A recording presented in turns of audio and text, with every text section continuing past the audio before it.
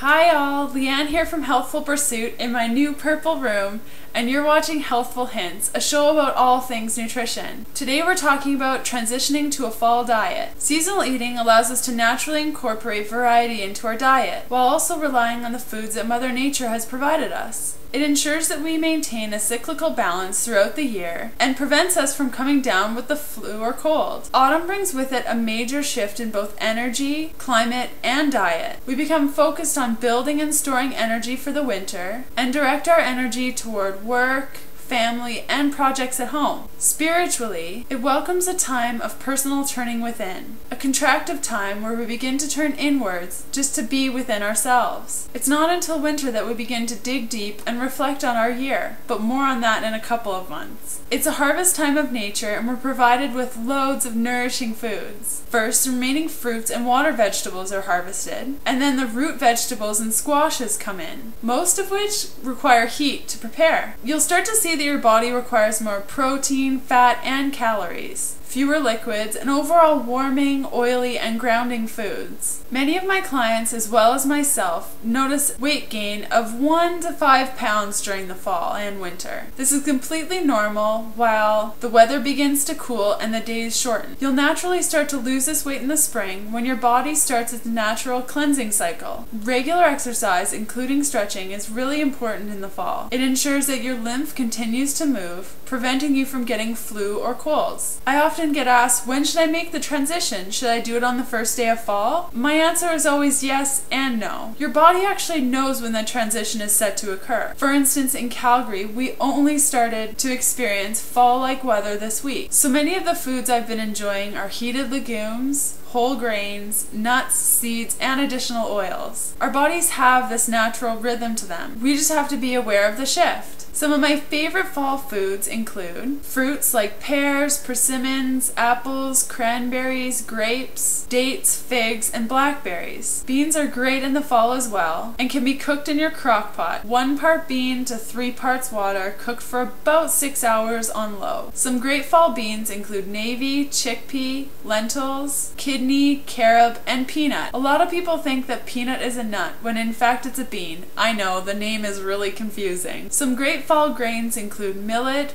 barley, oats, rye, buckwheat, rice, corn, and amaranth. Some great fall vegetables include pumpkin, but I don't think I need to tell most of you to eat more pumpkin. Sweet potato, leek, okra, broccoli, cauliflower, and my new favorite, turnips. Try boiling turnips for about 15 minutes in hot water. Drain, add a tiny bit of maple syrup and coconut oil, and it makes for an awesome snack. Some great fall nuts include pecan, almonds, Brazil nuts, which we learned in my last video is high in zinc, which is great for your immune system. You also have pistachio and pine nuts that are great in the fall. Seeds that are great for fall include pumpkin, sunflower, sesame, and flax. For spices, you want to go for stuff that's quite warming, like garlic, ginger, mustard seeds, and peppercorns. Some of my favorite fall meals and snacks include baked apples or pears, oatmeal with almond milk, raisins, seeds, a little bit of maple syrup, or you can go a completely different direction and use leftover grains for your porridge. I've included this recipe in the links below. One of the meals that I have, at least on a weekly basis, that screams fall to me